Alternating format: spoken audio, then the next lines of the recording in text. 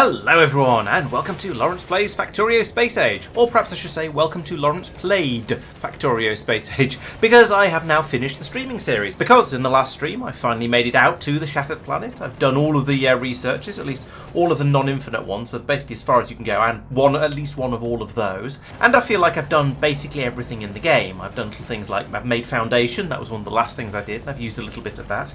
And I've gone out and I've built basically all the stuff I want to do, and anything beyond here will just be taking existing factories and well, expanding them. And there are a few things there that I had ideas for, but I think at this point I'm ready to move on and start a fresh new game.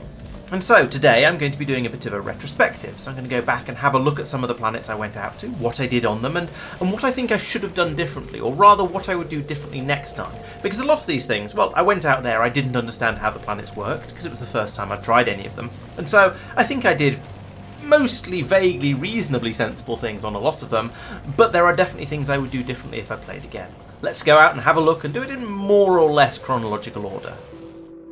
And so the first planet I'm going to look at is the planet of Fulgora. This is the lightning planet where you essentially use your lightning rods to catch lightning bolts from the sky and then charge up batteries, and then you use those battery packs to keep your factory running during the day. So that's a nice simple mechanic for making the power. That was interesting and fun to play with and required a lot more accumulators than I generally use in my playstyle. It also has the concept of scrap, so you dig up the scrap out of big patches on your various islands and then feed it through into recyclers where you can turn it into more useful stuff, like what I'm doing over here. And the interesting thing about the scrap is that the big islands that you want to build on tend to have fairly small amounts of scrap. Like there we go, there's maybe less than 500,000 scrap on this one, a little bit on that one as well. And then the islands that are too small to do anything useful with, they will have tens of millions. So this one here is a 56 million scrap patch. I think I've used about 10 million from that in the time I've been playing on this planet. So you can see that this island had an enormous amount of resources on it, but you couldn't really do anything with them on that island because it's so small. So you're just digging them up and then shipping them out by train. And that worked quite nicely. It was an interesting mechanic and I enjoyed playing with it. So yes, you need a series of recyclers to turn the scrap into, well, as you can see here, there's a horde of different things coming out of it, of all kinds of useful things. And then they can be re-recycled down to make other resources. So for example, there's a lot of iron gears coming out of here, and that means you can make iron by recycling them. There's a lot of red circuits coming out, so you can get copper cable and you can get plastic out by recycling them. But I'm not here really to concentrate too much on the exact minutiae of how this works. I want to talk a bit about how I've got things set up and what I think I should have done differently. So this sorting system across here, I'm happy with that. I think that works nicely. It's a good way of doing things, feeding it through an endless series of splitters like this. Now it would be nice if you could have multiple things on a splitter's output. So for example here, if I could say take out cogs and red circuits and blue circuits, or whatever I wanted to. Or I have another one over here that says takes out the ice and the stone and the concrete because they're not particularly useful, and just keeps them and then passes them off somewhere else to be disposed of, or something like that. But you can't do that, so I've ended up with this sort of long chain of splitters like this. Now I think the big mistake I made here was having them coming out in a straight line straight out from the recycling system. If I'd taken all of this and basically put it here running parallel to my recyclers and then had the belt loop up and go in at the top, that would have saved me a lot of space on this island, and the island has got rather full, as you can see, and that would have given me the space then to make a proper bus going across here rather than this sort of tangled web of nonsense and horribleness that I've done over here. And I will happily, well, not happily admit, but I will readily admit that this whole island is a bit of a mess. It started off with all of the belts coming off from my sortomatron here and heading across the island, and then the sortomatron got rebuilt several times over, and yeah, it's all now a bit of a tight tangle and a bit of a mess, and I'm not very happy with it. I think it could have been done better. But the big challenge that Fulgora gives you, I think, is the lack of space. So if I zoom out a bit, you can see there's loads of islands out here that you can go out and play on, and I tried to pick a decently sized one, but I quickly ran out of space on it because, well, I was trying to build too much there.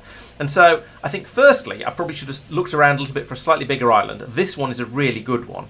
In hindsight, I wish I put my station for dropping the scrap off up here at the top of this island, and then in this area had all of my crushing and maybe even the sorting. Then I could have had a main bus going across here, or possibly even down the side over here. Still kept a massive quantity of accumulators. This is an entire island of accumulators over here. So this is my power bank for the entire secondary factory anyway. And I'll talk about this a lot more next week. But if I'd used this island first, I could have put batteries on here, maybe batteries on here as well. That looks like a short enough gap that I could have stuck a cable across it. And then this whole island would have been available for building on. And it's a bit bigger than this one, so I think that would have made things a little bit easier and would have solved some of the problems I had.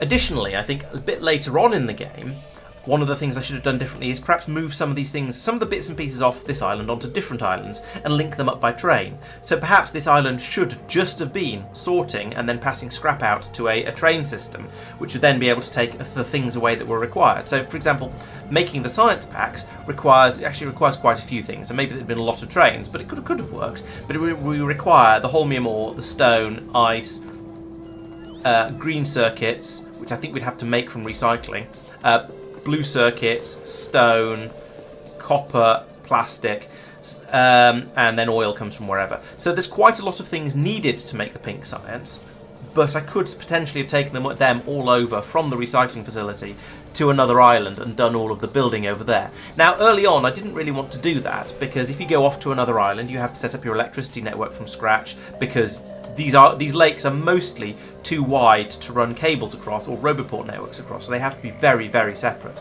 It's only very late on with actually finding and making the foundation that I was able to build my electric network to cross over between the two islands and my Roboport network as well. And that came with a couple of other issues as well. So it took a fair amount of work to do that, and that was quite late game. But I think early on, I was able to build these railway lines down to this scrap mine here, for example. And so if I decided, well, I'll have this island here being my main bus, or my mall area rather, and perhaps my main processing area as well for the scrap, and then done the science on this island, or maybe use this island for the main processing and then done science, I don't know, potentially still on either one of these two islands. That would have worked much better for me, I think, and would have allowed me to make things. It would have given me a little more space to expand, which would have meant a bit less of this horrible spaghetti in the middle here, and also a bit more expandability, because I don't have enough room for enough machines along here making the science packs. This has been a bit of a struggle.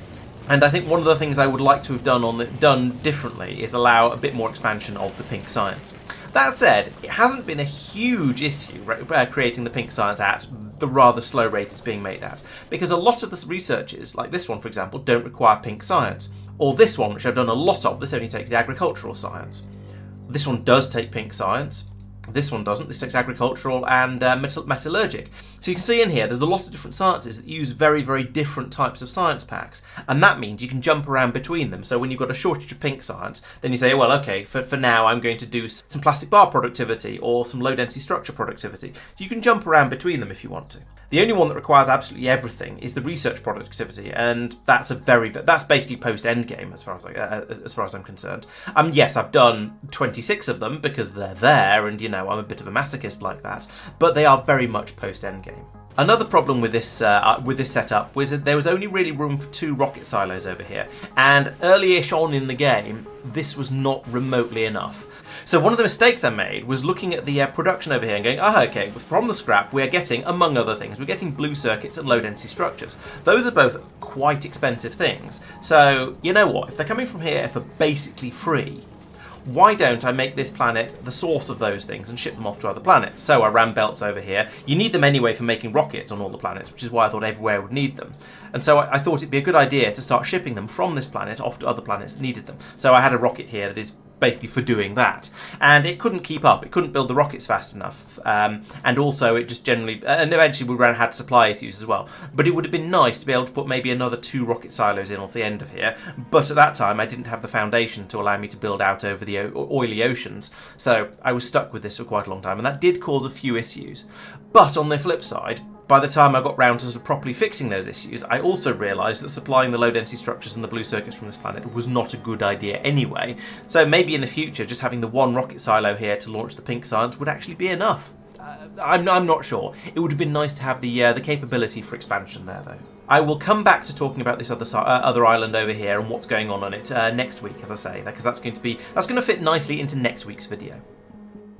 Closely related to Fulgora, because it's one of the things you unlock when you're on this planet, is the quality system. And that's done by making the new types of modules. So in here you can see I've got these quality modules. They're a fourth type of module. And unlike the other ones which make your buildings run faster or use electricity or produce extra output, these bump up the quality of whatever you make. And so you can see on over here we've got some of these things that are coming out. We've got little dots next to them, like that copper plate which has 2 dots next to it. That means it's a tier 2 quality. You can get tier 3, 4 and 5 available as well. So over here, for example, those are tier 3, those are tier 4, those are tier 5. And any of these things you get, well, if you build a final thing with them, like a machine or a weapon or an ammunition or something like that, it will have some stats that are better. For some stuff, it only has a bit more health, but guns will have things like more range. You might get armor, for example, like this one. This is a quality 4. If I open that up, you can see it's got a bigger equipment grid than it would have if it was a standard level tier 1. And I've got better exoskeletons, which means they move faster. I've got better roboports, which means I think they can cope with more robots and they can charge them faster, and so on and so on. So all of these things allow you to build up better quality items. And making a quality end device, well, there are 2 ways you can do it. You can either stick a load of quality modules in the machine that's making it like this, and then hopefully you'll roll the dice, and if you look over there on the right, you can see that these modules give a plus 15% chance of getting a higher quality item out. And so you may get that, and then I think that means there's a 1.5 or possibly a 0.15% chance of getting a one that's up by 2 quality tiers, and so on. So you can use these to churn out and try and produce higher quality items. However, I think putting quality modules in all of these machines along here, these pulverizers that are doing the recycling of the initial scrap, and then in the machines that are then trying to deal with anything I don't want from that scrap, I think putting quality modules in all of these was a mistake, because this has a habit of jamming up because I get too much of whatever. Like, so down here, for example, I've got quality 2, I've got all the quality stones being pulled out and then stored over here in case for some reason I want some quality stone. Pro tip, you almost never want any quality stone, and there are easier ways to get it if you do want it. So this should always be being destroyed anyway. But more to the point, having all of this stuff happening in my main production loop that is involved with my pink science means that when you get something like this, when this box fills up, and when you can see it's already happening here, as this belt fills up along here, eventually it'll go all the way through to here and it'll clog, and my production system over here will stop working. And this has happened several times over in the time I've been playing, because chests in here are filled up, or a chest down here is filled up, and so on. So I think this was a bad idea, TM. What I wish I'd done right from the start is put quality modules in some of the machines that are making end units. So for example down here where I'm making, I don't know, the lightning rods, that's got some quality modules in, and that was worthwhile because it means I've got some better ones out there which I used on the other island. Over here I probably should have put quality modules in here so I'd have got some better EM plants out. I could have done the same with assembly machines here, I could have done the same with roboports, I don't know how useful that is. Inserters, certainly the last ones, the red inserters and the green inserters, those would have been worth having at higher qualities as well. And there are a few other things like that, like maybe the accumulators. So for example, these accumulators, you can see over there on the right, they will store 10 megajoules, whereas the normal ones will store 5 megajoules. And you can get better and better ones of those out with higher and higher capacities as you go up the tiers. And because you don't really use those as ingredients in anything, well, you do in the science packs, but you can tap off the good ones over here somewhere. So that's worth having because they're actually useful. But doing this with the intermediates, I think, is just a bit of a waste of time and effort. If, on the other hand, the quality system works slightly differently, and a construction was able to use the quality you're aiming for or higher, so for example, if over here I was trying to make red circuits of tier 3, rare red circuits, then if that could then take in tier 3, tier 4 or tier 5, then that would be a good way of getting rid of any overflow you had in your system. Additionally, if you had a way of lowering the quality of things, like by hitting it with a hammer a couple of times, that would work as well. And there is actually a mod that allows you to do that, where you have I think it's a chest, but when you put something in it, it gets lowered by 1 quality tier, and you can then take it back out again and use it for something else. And that'd be quite useful, because the problem I have is that having tier 5 stuff, whether it's red circuits or iron or copper or cables, whatever, all of that sort of stuff is actually really, really useful because you can make advanced stuff out of it. And probably tier 4 is useful as well. But I've got so much tier 3 stuff, like over here, that I've been trying to recycle it. So the way I've done that is that I've configured up this blue chest here to pull in the various things that I've noticed that I've got too much of. They then get dropped in this chest and they get put into the recyclers again to try and get nudged up another tier. And maybe that happens, maybe it doesn't. But if I could just then take those out and use them for actual production somewhere, that'd be a much nicer way of getting rid of them. But you can't, because a machine won't take in a mixture of different quality levels. Personally, my favourite way of dealing with this would be if you have in a mixture of quality levels, then it sort of averages them and then does a randomisation based on those sort of weighted average from the things you put in it to decide which tier of thing you should get out at the end. But I'd be quite happy with the just use higher tier stuff as well, and that counts as an ingredient if you wanted to. You'd have to be a little bit more careful not to waste the higher tier stuff, but I'm fine with that. That wouldn't be a problem. You can sort it out easily enough. So that's my little rant for now over. I think the quality could have been implemented slightly more neatly, but of course this is Factorio. There's a mod for that. Of course, I should probably mention in passing that, yes, putting in quality modules in the buildings that I want to actually have, like, as I say, the accumulators, which I've done there, you can see there's a few quality ones that come out here, or the lightning conductors, or the recyclers, whatever machine you want. The downside of that is you then wouldn't have any high-quality spare parts for when you want to go in and build your armour, or your personal, your exoskeletons and personal laser defences and that sort of stuff. Because in order to make a mech armour, for example, if you wanted to make a tier 5 mech armour, you need tier 5 of all of those ingredients, and then all of those and all of those and all the way up the tree. And so getting those would be a little bit difficult.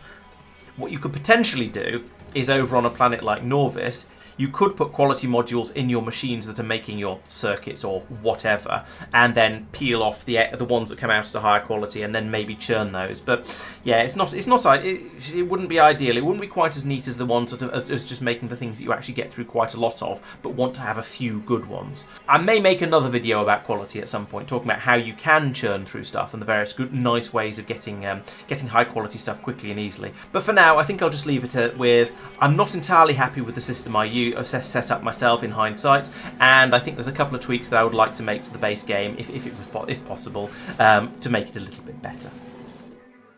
Next up, let's find ourselves on the squishy planet of Gleba. Yes, and this one was very, very different. So all of the other planets I went to, I felt they were basically still following more or less the standard Factorio rules. Okay, so in a lot of cases you had different ingredients, different recipes, different things you were trying to do, but it followed the basic concept of Factorio quite closely. And so I'm used to recipes that have been tweaked and adjusted a little bit, because I've played quite a lot of mods for Factorio. So space exploration, for example, has you going off to other planets and mining other metals, and they've got different recipes in there, different things like the various ion beads and so on. There's all kinds of different stuff in there. But it's still basically using the same sort of Factorio logic underneath, so you can make your factory in more or less the same way.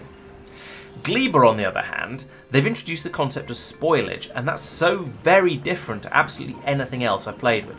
And spoilage, in case you aren't aware, spoilage alert, is where you have everything that comes out of the sort of fruity or organic, I suppose is the best word, has a freshness associated with it. If I have a look in this machine down here, you can see we've got some Yamako mash and we've got some jelly. And if you look at the bottom of that pop-up window, you can see the freshness and a time. So this jelly is currently about 75% fresh, and that number is dropping rapidly in front of our very eyes. And that means that in just under 3 minutes, that jelly will go off, it will turn into spoilage, and you'll no longer be able to use it for anything. Well, you'll no longer be able to use it as jelly, because it turns into something completely different. And so that means if you want to make anything remotely organic from it, like this bioflux, or the science packs, the agricultural science packs, you need to make sure that it comes through quickly, so that it doesn't have time to go off. And also each individual step. Here we're making the bioflux out of the fruit pulps, and it takes presumably the average of the freshnesses of the two fruit pulps, and that is the freshness of the bioflux that comes out. You can't really see it, but if you look at these, look at it as it's coming down here, and the ones that these machines are grabbing, you can see that the bioflux is also in the sort of the mid 70% range, although this, you'll notice, lasts a lot longer. It's a lot more stable than the bioflux form. And then when it gets turned into nutrient, well, this one's down at 60%, and it becomes a bit less stable again, and we're down to that sort of 3 minutes type mark again once again. And so, as you're running through the various organic recipes, you want to be using the product as quickly as possible. So we're passing this fruit pulp down here immediately straight into making the bioflux, and then the bioflux goes more or less immediately into making the eggs and the science packs down here, which are then fed straight into the rocket, which launches as soon as possible to take that up to a spaceship, which takes it over to Norvis to be sized as quickly as possible. And generally, when it gets over to Norvis, my science packs are typically down at about 50-60% because it's taken and maybe 15 minutes from when they're manufactured to get them over there. And so this is another area where you can try and make things run as quickly and efficiently as possible, but it is a bit difficult. And so this is why there is a constant flow through here. If we look at Fulgora, we've got all of the ingredients for making the bits and pieces for the science packs. They're backed up on the belts as much as possible. So the machines will run, and I'll just have as many machines running as necessary to keep the belt filled, and then I've got a few extra machines just because I tend to overbuild. On Gleba, you can't do that, because if you have all of this pulp sitting on the belt waiting to be taken into these machines, it'll have gone off by the time the machines take it, or at the very least it'll be at a much lower freshness level. So you need to keep stuff just flowing constantly past the machines, and then feed it off to be disposed of afterwards. And so you end up feeding a lot of your fruity stuff and a lot of the nutrients and so on you make over into these. Well, these are chests to allow the nutrients to rot and then be passed out onto the belts here, where they can be then sent off to be burned for power, because I don't need this much spoilage. And yeah, you get this thing where you're trying to just keep the system flowing absolutely constantly to keep everything as fresh as possible. And that's a bit of a weird situation, and it's very, very different from everything else in Factorio. And to be honest, I actually really like it, because it's made me have to think about things in a different way, rather than just going, okay, so it's take ingredient A and ingredient B, combine them to get ingredient C, and then combine that with D in here in order to make the science pack. Which, to be honest, a lot of other things in Factorio are. Most of the recipes are like that. It's then trying to get the logistics and the speed and the flow and all that sort of thing balanced. That's the fun part of it. The recipes themselves tend to all be very much the same. I'm definitely a fan of this, even if it is sometimes a little bit exasperating to play with. And so I've got that, as I say, flowing through here, and then in an attempt to not be too wasteful, I've then got it passed down here where it runs a little bit more slowly, and it goes through what I've been referring to as dry ingredients, or dry products rather. Because we've got along here, for example, we're taking in bioflux, and that's supposed to be jelly in order to make rocket fuel, but rocket fuel doesn't spoil, so I don't care how fresh the stuff going into here is, as long as we're making rocket fuel fast enough, that's fine. And then the same down here with plastic, and then the iron ore and copper ore, which you make through a sort of bacteria growing process, and then carbon and sulfur and lube. All these things, they don't go off, so having those stockpiled on a belt is absolutely fine. And you can see down here, for example, I've got a belt full of the belt of carbon isn't running, the belt of carbon fibre on the output isn't running, the belts of iron and copper ore aren't running. That doesn't matter, that's all fine because they don't spoil. And then the further down you go, it gets into then normal Factorio things, like down here I'm making explosives from coal and sulfur, and then I'm making rockets, and so on and so on. So yeah, you don't need to worry so much about the freshness, but you do need to, very much so at the top and in the early stages down here. I was saying you don't need to worry about it for making rocket fuel or plastic, and that's sort of true, but if you do keep it for too long, it will start to spoil on the belt, and that's what's happening down here. You can see this jelly is spoiling in front of our very eyes along here, and then when it spoils, it's allowed through the gap down here, and that is a bit wasteful, because we just have this sitting here and then being essentially thrown away, but keeping this balance so you're making the right amount of input for what your system needs is quite difficult. However, I say it's quite difficult. I think I know how I would do this differently in the future. And what I would do is I would have so at the moment I've got my plantations up here producing my jelly nuts and my Yamako. They're being brought down to here where they're getting squished and then fed into the system, and it rattles down to about here, going through all these systems.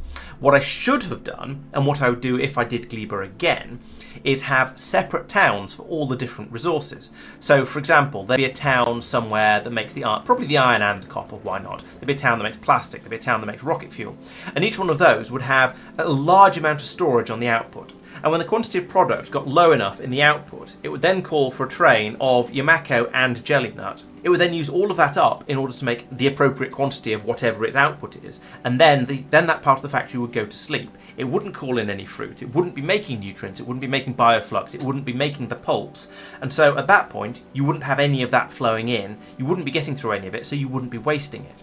And they'd all work separately, and then I'd probably have another set of towns that would turn maybe turn the iron ore into the actual iron products, or maybe I'd just do that in the same place. It doesn't really matter too much at that point, because all of that, as I say, doesn't go off. But anything that takes in the fruit stages, I would have that separate and running off its own system, where it's got enough buffer to pull in an entire train, use all of that up, and then go to sleep until the buffer goes down, and then call in another train. And I think that would be a lot more insensible and a lot more effective.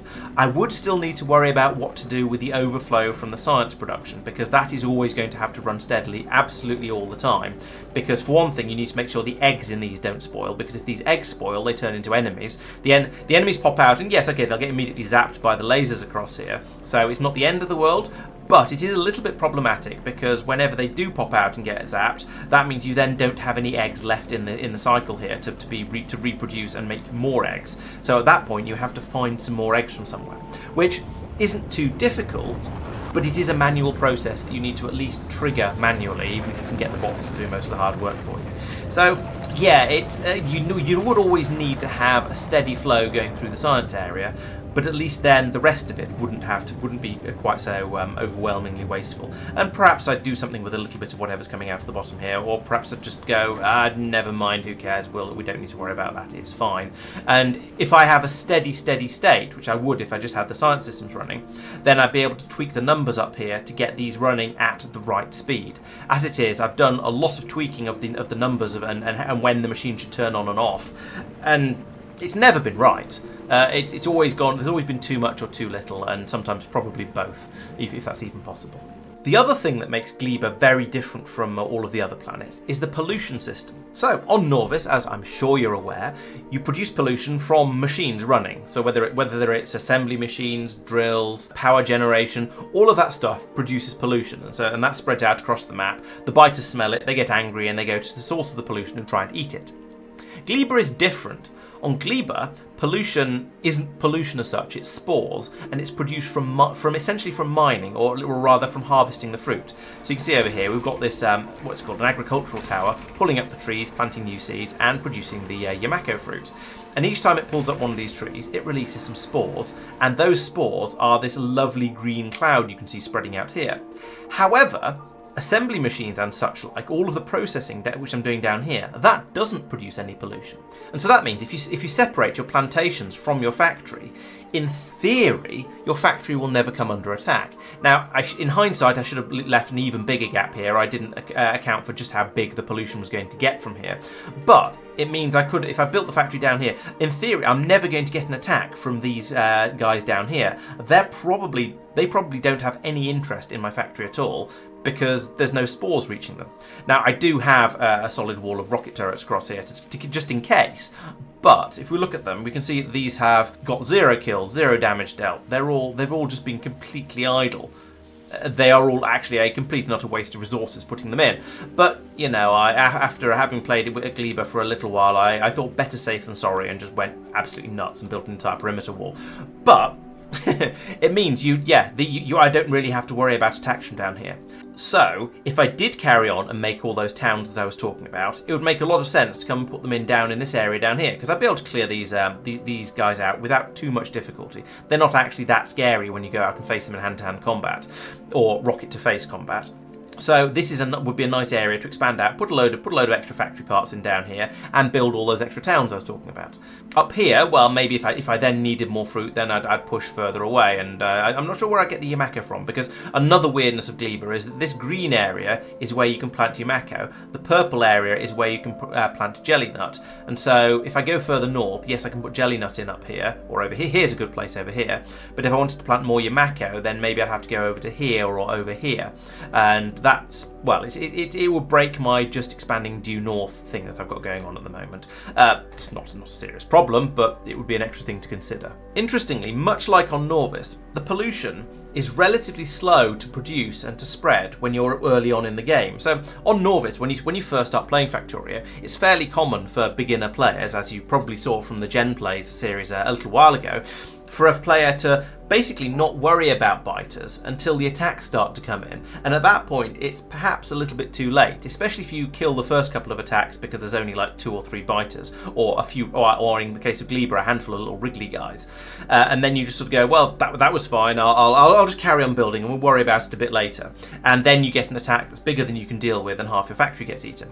Well, that happened to me on Gleba, and I should have known better, but yeah, I started building my factory. It was actually over here. I started building on this island over here for reasons that I don't entirely understand anymore. Probably just lack of knowledge of Gleba, to be honest. And yeah, I got a couple of minor attacks coming in, and and they were easily squashed, so I just carried on going. Then the big boys came over to play, and I was not ready for it at all. So I will admit with some shame that I ended up having to save scum on that one, and I quickly built up some better defences, and then things went a little bit better.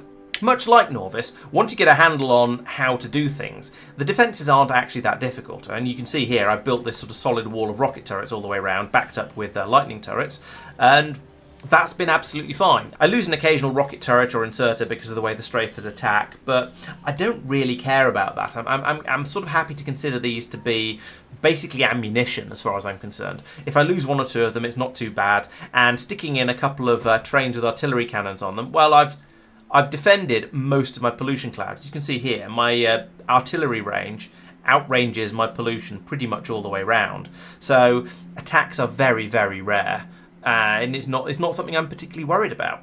Gleba has pretty much been tamed, and I can say that now because I've essentially finished the run. So I'm not going to. It's not going to be a case of curse of the commentator or a hubris, because, well, they've run out of time. I've finished.